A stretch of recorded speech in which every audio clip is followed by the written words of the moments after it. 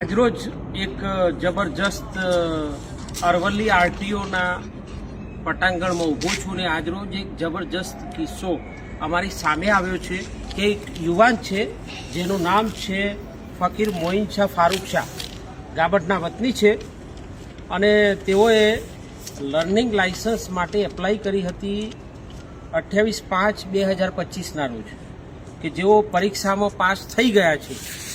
આ રહ્યું એનું સર્ટિફિકેટ કે એનો કાચું લાયસન્સ કે દાખલો ઓનલાઈન છે, ક્રેક કોડ પણ છે.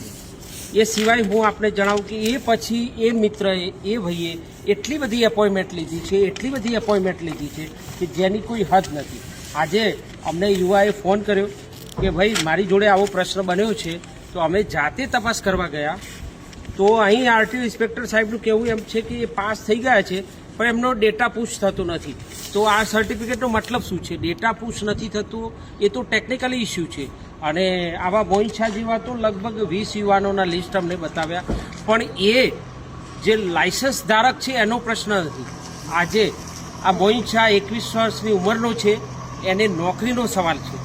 પ્રાઇવેટ ઉબેરની કંપનીમાં એની નોકરી અત્યારે નોકરીમાં જઈ શકતો નથી કેમ કે એના જોડે લાયસન્સ નથી. દરેક પ્રોસેસ પાસ કર્યા પછી પણ એ અત્યારે લાયસન્સ માટે અરવલ્લીમાં યુવાનો વલખા મારી રહ્યા છે.